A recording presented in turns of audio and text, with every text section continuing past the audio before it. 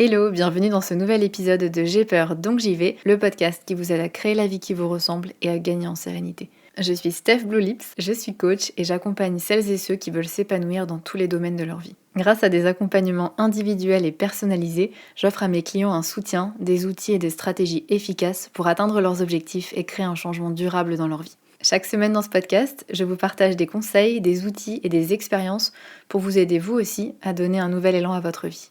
Vous êtes prêts ? C'est parti! Hello, bienvenue dans ce nouvel épisode de J'ai peur donc j'y vais. Aujourd'hui, on va parler de confiance en soi. C'est un sujet qui, soyons honnêtes, touche la majorité des personnes, soit pour certaines parce qu'elles n'ont jamais vraiment eu confiance en elles et depuis toujours c'est quelque chose qui leur pose problème, notamment dans leurs relations. Et on associe et on confond souvent manque de confiance en soi et timidité. Soit pour d'autres personnes, elles manquaient de confiance en elles, mais au fil des années, au fil des expériences, elles ont gagné confiance en elles. Elles n'ont pas de problème à dire ce qu'elles pensent, à faire des choses. Elles peuvent même parfois être extraverties, mais c'est à l'intérieur que ça se passe, avec beaucoup de doutes sur leurs capacités, où elles se disent parfois qu'elles sont pas à la hauteur, où elles ont peur de l'échec, elles ont peur du regard des autres, elles peuvent avoir du mal à faire des choix. Et puis parfois, et c'est le troisième cas que je rencontre aussi, ce sont les personnes qui ont perdu confiance en elles suite à un événement comme un burn-out, une rupture, un changement au travail, ça peut être un changement de direction ou un nouveau poste, ou un manager qui change avec des attentes différentes, parfois simplement une expérience professionnelle qui se passe pas bien et on perd confiance en soi. Ça, c'est les trois cas que je vois le plus souvent. Alors, il n'y a pas d'études sur lesquelles je base ça, c'est mon expérience et par rapport aux personnes que je vois autour de moi et que j'accompagne. Pour ma part, j'étais complètement dans le deuxième cas, c'est-à-dire les personnes qui ont pris confiance en elles avec le temps. Moi, j'étais vraiment l'enfant super timide avec ses lunettes super épaisses, première de la classe. Et à l'adolescence, j'ai pris confiance en moi, j'avais plein d'amis, je faisais plein de choses, mais j'avais quand même un manque de confiance en moi dont j'avais pas forcément conscience d'ailleurs, parce que j'avais l'impression d'avoir confiance en moi, j'osais faire des choses, etc. Mais au fond, j'avais quand même peur de pas être à la hauteur pour les choses qui étaient vraiment importantes pour moi. Et un exemple que je donne souvent, c'est lorsque j'étais à la fin du lycée et que j'ai voulu passer le concours de Sciences Po. C'était mon rêve et je ne l'ai pas fait. Parce que j'ai trouvé plein d'excuses et plein de bonnes raisons de pas le faire, mais surtout parce qu'au fond, je me pensais pas capable de réussir. Et juste pour ça, je l'ai pas passé. Et je suis allée à l'université, ça s'est très bien passé, et voilà, j'avais pas trop de pression, je savais que je pouvais pas rater, je suis arrivée majeure de promo, tout s'est bien passé. Et en réalité, c'est là où je me suis rendu compte que oui, j'avais pas l'impression de manquer de confiance en moi, parce que ça se voyait pas. Mais en réalité, je restais dans ma zone de confort et je m'empêchais de faire des choses. Je n'essayais même pas, je n'envisageais même pas des choses qui vraiment me faisaient envie, parce qu'au fond, je m'en croyais pas capable. Et donc, tout allait bien tant que je restais dans un terrain familier, là où je savais que j'allais réussir. Mais par contre, là où je réussissais d'échouer, où j'étais pas sûre d'y arriver, c'était une autre histoire. Et c'est là aussi où je me suis rendu compte, un peu plus tard évidemment, à quel point le manque de confiance en moi pouvait me limiter dans ma vie sans que je m'en rende compte et me faire stagner. Et c'est pour ça que j'aime autant travailler sur ces thématiques, que j'aime aussi autant vous parler de ces thématiques, parce que vous le voyez dans ce podcast, il y a des épisodes sur le fait d'arrêter de douter de soi, de dépasser la peur du jugement des autres, d'oser s'affirmer, de faire ses propres choix, de changer de métier pour faire quelque chose qui nous correspond vraiment. Tout ça, c'est lié à la confiance en soi. Et j'adore ces thématiques parce que je pense que quand on travaille sur la confiance en soi et l'estime de soi, ça peut changer énormément de choses et il y a un vrai potentiel d'épanouissement qui se cache derrière. Donc avant toute chose, je vous propose de commencer quand même par définir ce qu'est la confiance en soi, parce qu'on peut en avoir une certaine image ou des croyances qui sont liées à ce qu'est la confiance en soi, qui peuvent nous empêcher aussi de vraiment cultiver une confiance en soi qui soit saine, et notamment le fait que parfois on a cette image en tête quand on pense à des personnes qui ont confiance en elles, qui sont des personnes qui sont arrogantes, qui ne doutent jamais d'elles, qui peuvent être parfois prétentieuses, qui se remettent jamais en question, qui parfois écrasent les autres. Donc un peu cette image péjorative finalement, et forcément ça fait pas envie, on n'a pas envie de devenir comme ça, et c'est normal, mais c'est pas ça la confiance en soi. Ça c'est un excès de confiance en soi. La confiance en soi, c'est notre capacité à croire en notre potentiel, en nos capacités, en notre jugement. Ça, c'est la définition du Psychology Dictionary Online, que je vous ai traduit du coup parce qu'elle est en anglais. Et c'est horrible à quel point je vis dans un pays anglophone, je parle anglais toute la journée, et je suis hyper mal à l'aise quand je vous parle sur ce podcast, quand je dis 2 mots d'anglais, je panique. Bref. Du coup, avoir confiance en soi, c'est croire qu'on est capable de faire certaines choses, c'est croire qu'on est capable d'accomplir ce qu'on désire, c'est se faire confiance pour prendre des décisions, pour faire face aux imprévus aussi, aux défis qu'on rencontre au quotidien ou dans nos projets ou dans notre vie plus généralement. Et du coup, c'est pas exactement la même chose que l'estime de soi, qui est le fait de croire en notre valeur, qui est le fait de s'estimer, alors que la confiance en soi, pour simplifier, c'est plutôt dans l'action. C'est plutôt croire qu'on est capable de faire des choses ou de faire face à des choses, par exemple. Et attention par rapport à ça, parce que parfois, on peut avoir confiance en soi dans le fait de faire une tâche qui est spécifique. Par exemple, je sais faire mon travail, je maîtrise, ça fait plusieurs années que je le fais, donc j'ai confiance en moi. Ou je sais cuisiner, ou je sais danser. Ce sont des choses que j'ai déjà fait plein de fois et je maîtrise le sujet. Mais à côté, je peux me manquer de confiance en moi sur d'autres sujets ou simplement en général, ou quand je ne maîtrise pas, je vais avoir peur, ou je vais avoir du stress, ou je vais avoir peur de me lancer dans un nouveau projet, ou peur de m'affirmer au boulot, etc. Il y a énormément de recherches qui a été faite sur la confiance en soi et qui a montré tous les bénéfices qu'il peut y avoir à avoir une confiance en soi qui est saine. Vous vous en doutez, il y en a plein. Et je voudrais qu'on en parle un petit peu parce que c'est super important et j'espère aussi que ça vous donnera peut-être déjà des clés avant qu'on passe vraiment au concret et aussi peut-être vous motiver à mettre en place les différentes clés que je vais vous apporter ensuite, les différentes actions. Le premier bénéfice quand on a confiance en soi, c'est qu'on ose plus. C'est assez évident, mais quand je manque de confiance en moi, je vais me dire que je vais pas être à la hauteur, que je vais pas être capable, donc j'ose pas me lancer, j'ose pas faire les choses. Et je peux avoir tendance à me limiter et du coup limiter ce que j'accomplis aussi. Tandis que lorsque j'ai confiance en moi, en mes capacités, ou dans le fait que je peux apprendre, parce que parfois je peux avoir confiance en moi même si je ne sais pas tout, et me dire que je m'en sortirai quand même, ça c'est important aussi. Mais en tout cas, lorsque j'ai confiance en moi, naturellement j'ose plus, j'ose postuler à un job même si je remplis pas parfaitement les critères ou que j'ai pas toutes les années d'expérience qui demandent, parce que je me dis que je peux quand même tenter et que je peux expliquer peut-être dans ma lettre de motivation ou à l'entretien de quelle manière je pourrais avoir les bonnes qualités ou d'autres expériences qui feraient de moi quand même un excellent candidat, ou j'ose accepter une promotion même si ça me sort énormément de ma zone de confort, où je peux oser peut-être faire des choses qui me font envie même si ça me fait quand même super peur parce que c'est nouveau, parce que peut-être j'ai peur d'y aller seule, mais j'y vais quand même parce que j'ai envie. J'ose déménager dans une ville qui m'attire plus, ou j'ose m'engager dans une reconversion professionnelle parce que actuellement je trouve pas de sens dans ce que je fais, je suis pas épanouie, mais en même temps j'ai peur de me tromper, j'ai peur de tout changer, mais le fait d'avoir confiance en moi fait que ça va être beaucoup plus simple d'oser, et ça c'est super important parce que le fait d'avoir confiance en moi, ça me permet d'oser, d'entrer en action plus facilement, de prendre des risques aussi, et donc d'avoir plus de chances d'obtenir ce que je veux, de créer une vie qui me plaît, de me sentir épanouie en fait tout simplement. Parce que si j'évite à tout prix de sortir de ma zone de confort et de ce que je connais, parce que j'ai peur de me tromper, que j'ai peur d'échouer ou que je n'ose pas, il y a de fortes chances que je reste dans des situations où je suis pas épanouie et où je sens que je stagne au bout d'un moment. Et puis le fait d'avoir confiance en moi, je sais que même si je me trompe, même si j'échoue, j'aurai les ressources pour rebondir. Je pourrais faire face, j'ai confiance en moi pour faire face à ce qui va arriver, pour trouver des solutions. Et ça, franchement, pour moi, c'est ce qui a tout changé. D'avoir cette sécurité intérieure, c'est exceptionnel parce que je peux tout faire en fait, je peux tout essayer. Alors bien sûr, le but n'est pas de se mettre en danger et de faire n'importe quoi et de prendre des décisions sur la base de rien du tout, mais c'est de prendre des décisions qui sont calculées, rationnelles, malgré la peur de le faire et d'avoir cette sécurité intérieure de me dire si ça ne fonctionne pas, je me rappelle quand même pourquoi j'ai pris cette décision et je sais que je pourrais rebondir, que je trouverai des solutions et que ça va bien se passer. Et ça, c'est super important et ça permet aussi, le fait d'avoir confiance en soi, de prendre des décisions plus facilement parce que je fais confiance à mon jugement. Quand on manque de confiance en soi, j'avais fait un épisode sur le sujet, ça peut être un peu compliqué, on peut avoir tendance à demander beaucoup l'avis des autres, à douter, à hésiter, à pas forcément avoir assez d'assurance pour prendre des décisions. Donc le fait d'avoir confiance en soi, ça aide aussi à prendre des décisions.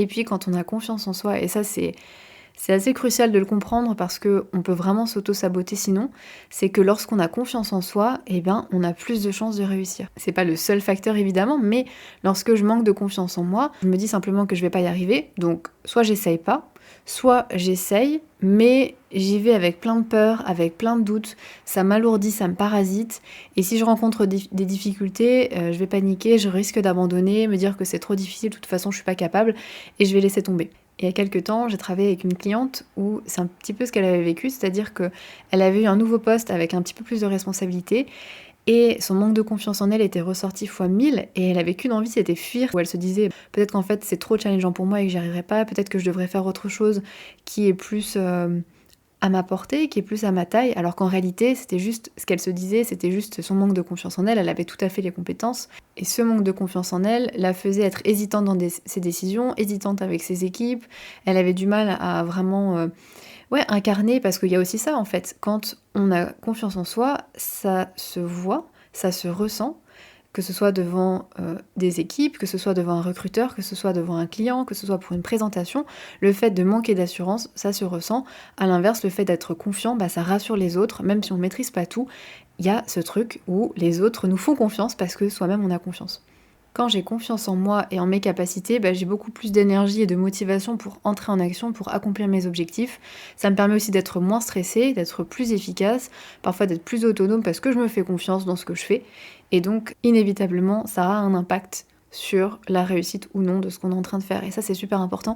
Et il y a une citation d'Henry Ford que j'aime beaucoup, qui est « Que vous pensiez que vous pouvez ou que vous ne pouvez pas, dans les deux cas, vous avez raison ». Alors ça c'est un peu ma traduction là à l'arrache, je me souviens plus exactement de la citation, mais c'est ça l'idée, c'est que si vous pensez que vous pouvez, si vous pensez que vous êtes capable, vous aurez raison parce qu'au bout d'un moment vous allez réussir, vous allez vous donner les moyens. Bon, il y a quand même d'autres facteurs et il se peut que vous ne réussissiez pas, donc il faut mitiger un petit peu aussi ces discours de you can do it, et voilà, si on veut on peut, on le sait aujourd'hui, ce n'est pas vrai.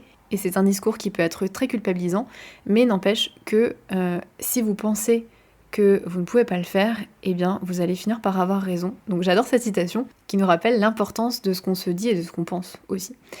Autre bénéfice d'avoir une bonne confiance en soi, c'est que ça permet de gérer les difficultés, ça permet de gérer les imprévus qu'on rencontre de manière plus sereine aussi parce que, par exemple, imaginons qu'au travail, on me donne une nouvelle tâche que je ne maîtrise pas. Si je manque de confiance en moi, ça peut venir me stresser, me paniquer, je peux être vite déstabilisée par des changements. Tandis que si j'ai confiance en moi, je vais pouvoir aborder les choses un petit peu plus sereinement. Et ça permet aussi de plus performer parce que, ne l'oublions pas, à un certain niveau, le fait d'être stressé, angoissé, ça va avoir un impact sur vos performances. Et puis, autre sujet, et dernier, après j'arrête là sur les bénéfices, mais c'est important aussi, votre niveau de confiance en soi impacte vos relations. Parce que lorsqu'on est confiant, on est détendu dans nos interactions avec les autres, on craint pas forcément d'être jugé, on ose être soi-même, on ose dire ce qu'on pense, on ose dire ce qu'on veut. On peut poser ses limites et donc ça permet d'avoir des relations qui sont saines, où on se sent bien aussi, d'avoir une certaine satisfaction dans nos relations avec les autres, alors que lorsqu'on manque de confiance en soi, ça peut être un petit peu plus délicat. Donc vraiment, un manque de confiance en soi peut venir impacter, on l'a vu, toute notre vie, tous les aspects de notre vie, et aussi notre bien-être mental d'ailleurs, parce que le fait de douter de mes capacités, de me juger négativement, de me dévaloriser, de me trouver inférieure aux autres, de pas forcément oser faire des choses et du coup me sentir pas trop bien là où je suis, mais pas oser faire autre chose, ça peut être lourd, ça peut provoquer pas mal d'insatisfaction, et puis on a ce stress, cette anxiété, les peurs qui sont liées aussi au fait de manquer un petit peu de confiance en soi.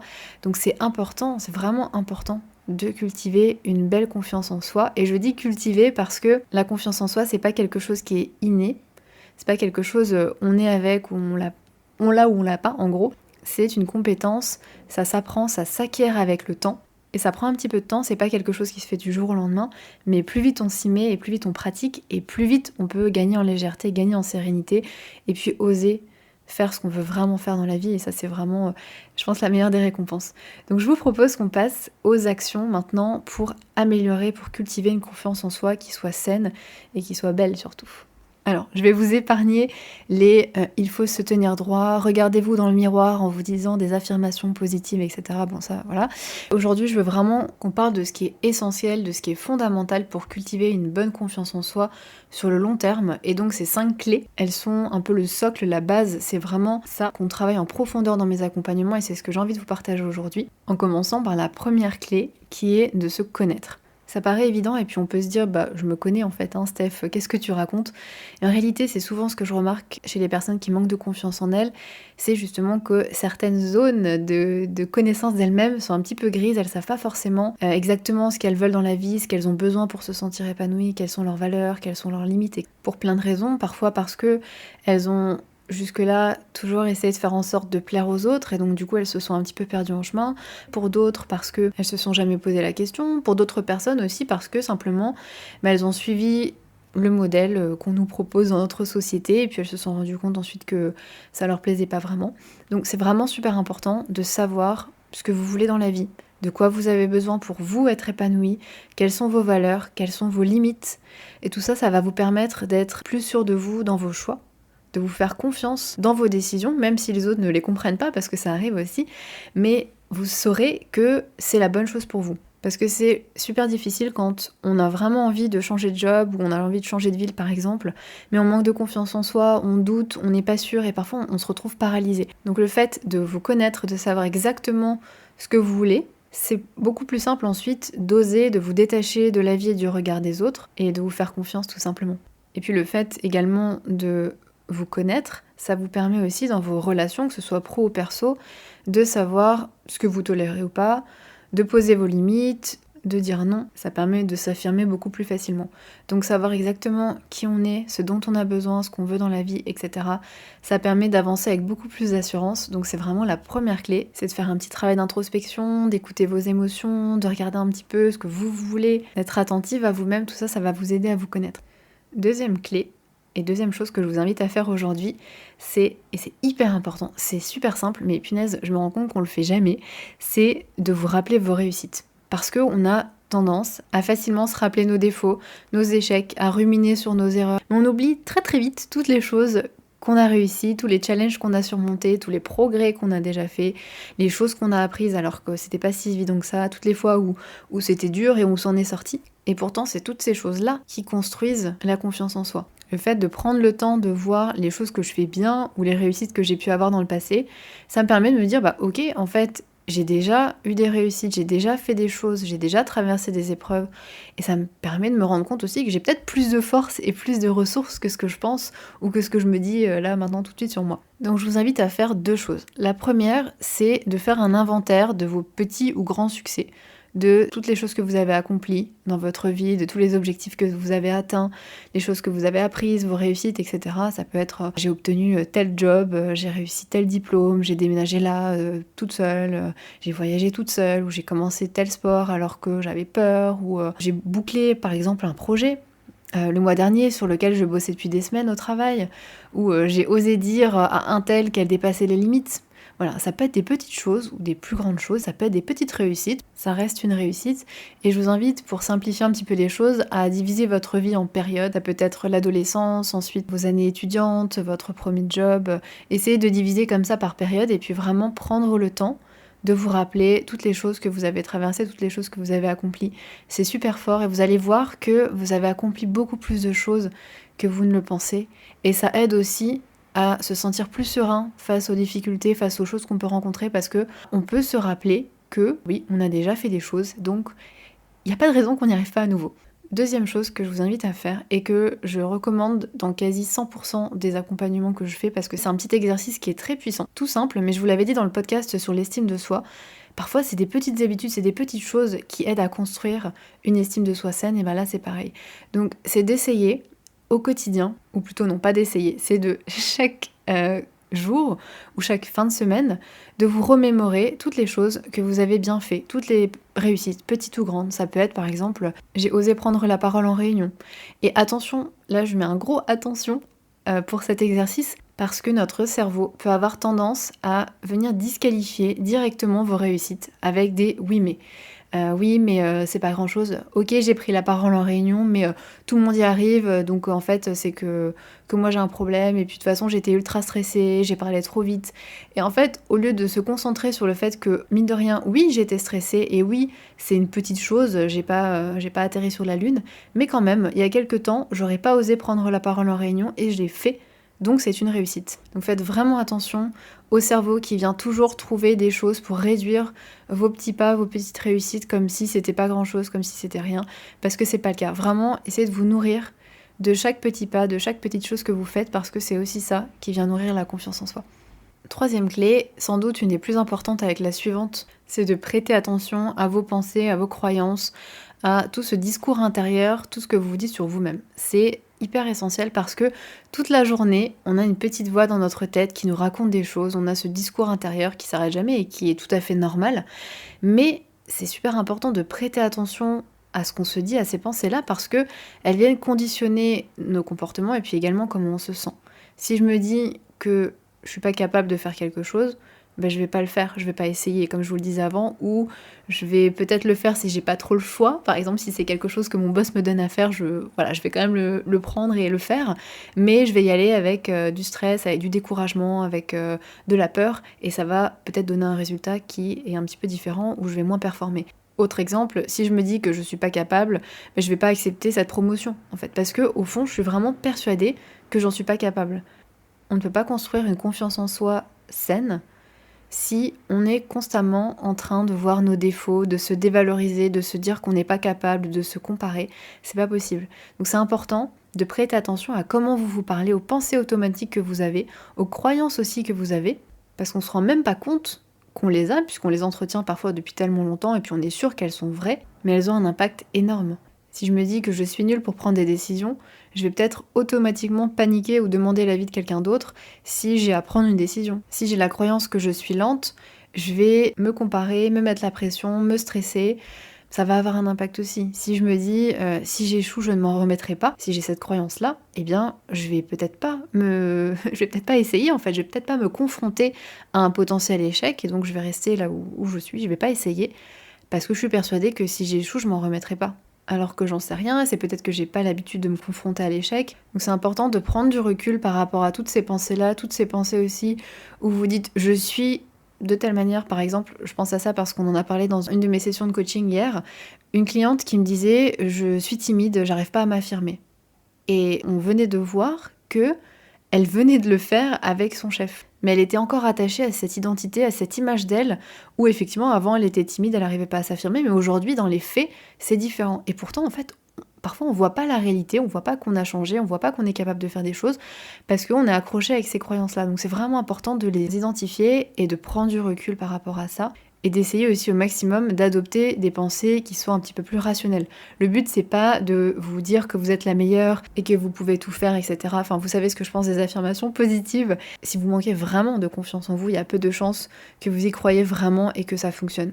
Donc, essayons d'avoir plutôt des pensées qui sont simplement plus justes, plus rationnelles. Par exemple, si vous vous dites « je suis nulle, je n'arrive à rien » alors que vous venez de faire une erreur, si on regarde cette pensée, évidemment que c'est pas vrai que vous n'arrivez à rien. Parfois, vous arrivez à faire des choses et cette pensée, elle n'est pas forcément aidante, au contraire, elle vous décourage.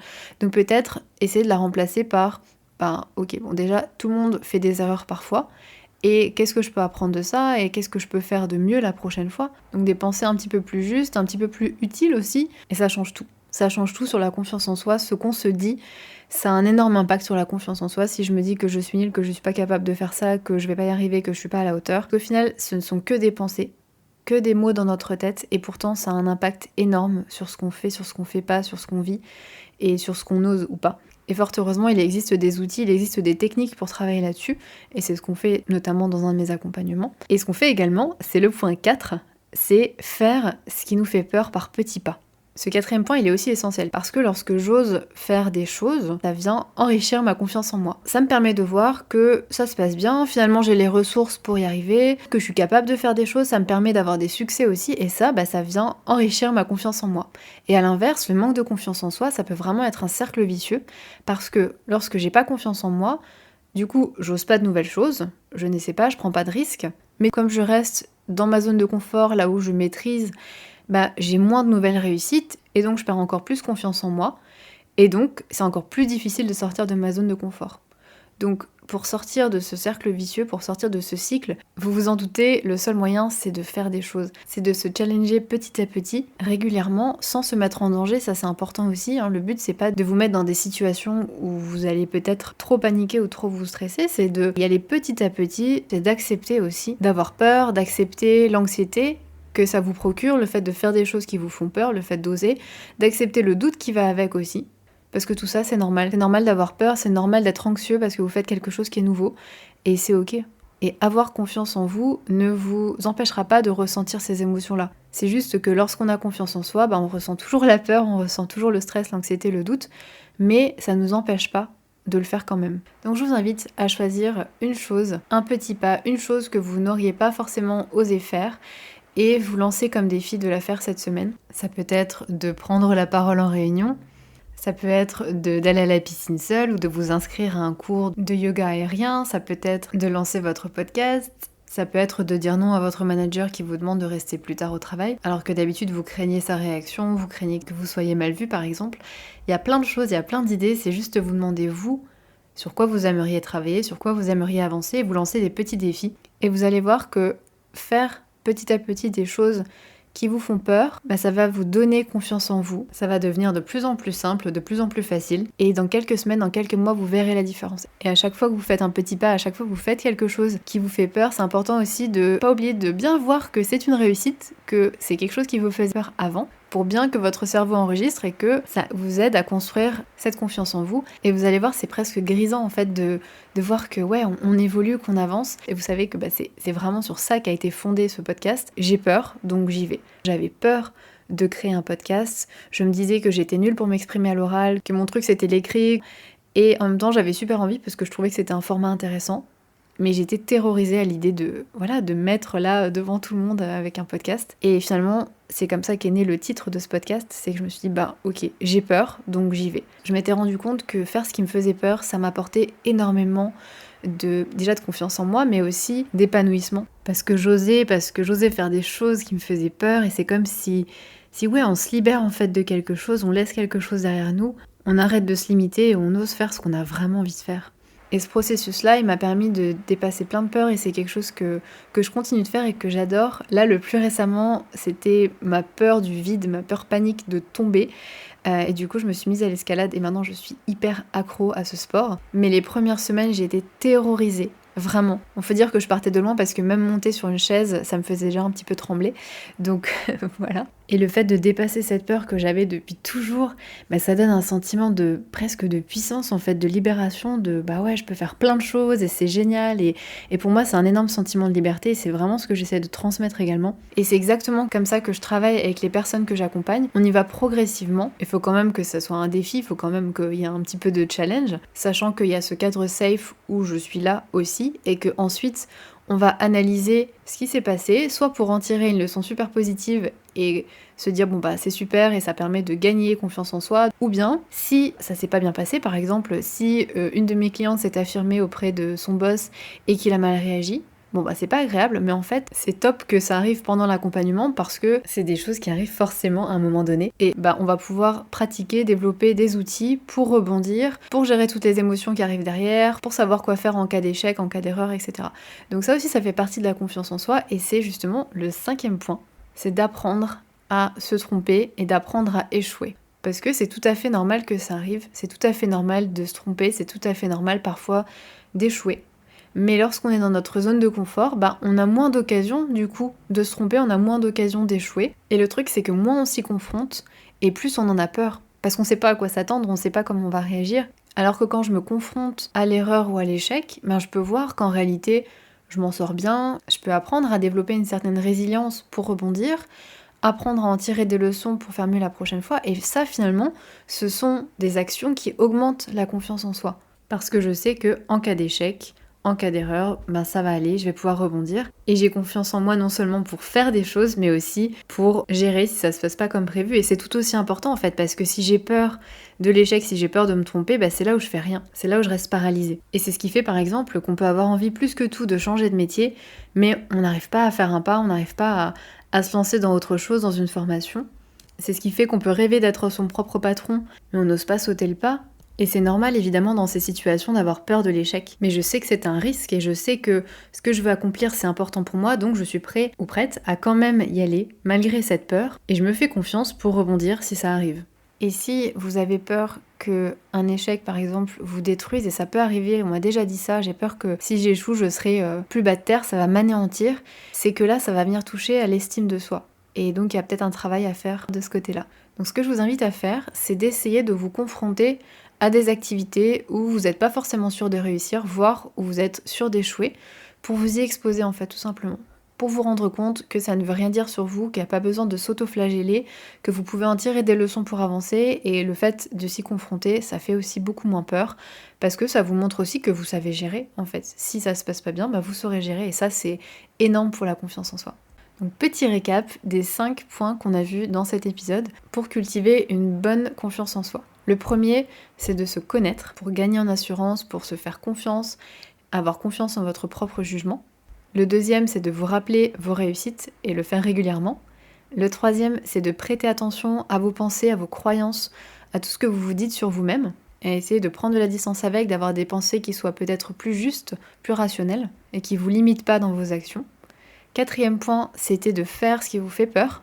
petit pas par petit pas et régulièrement. Ça va vous permettre de gagner vraiment confiance en vous. Et le 5e point, c'est d'accepter et voire de s'exposer à l'erreur, à l'échec, pour en avoir moins peur et puis oser ce qui compte vraiment pour vous. Et tout ça, c'est vraiment un process, c'est vraiment quelque chose qui se construit un peu tous les jours. Donc n'hésitez pas vraiment à mettre en action tout ce que je vous ai partagé aujourd'hui. Je pense que c'est le plus important, c'est de pratiquer, et souvent, parce que c'est quelque chose qui se cultive vraiment tout le temps, toute la vie, la confiance en soi. Et si vous souhaitez être accompagné dans cette démarche et avoir une méthode, les bonnes clés, les bons outils pour vous, pour avancer, et puis un coaching pour vous motiver aussi à avancer, à faire ces petits pas, à aussi avoir quelqu'un à côté de vous, savoir que vous n'êtes pas seul et qu'il y a un cadre. Je vous mets comme d'habitude le lien pour réserver un appel découverte avec moi dans la description du podcast, dans la barre de description. C'est un appel de 30 minutes qui est offert. On va pouvoir faire connaissance, définir vraiment ensemble ce dont vous avez besoin. Et puis vous aurez toutes les infos pour décider ensuite si vous avez envie de vous lancer dans l'aventure ou pas. Je vous mets ça dans la barre de description de cet épisode. N'hésitez pas aussi à me retrouver sur Instagram. C'est toujours chouette quand on peut échanger un message privé. Ça me fait super plaisir de pouvoir échanger avec vous. Mon Instagram, c'est Steph Blue Lips, STEF BLUELIPS. Je vous le mettrai aussi dans la barre de description du podcast. Je vous remercie d'avoir écouté cet épisode, j'espère qu'il vous a plu et on se retrouve la semaine prochaine. Ciao!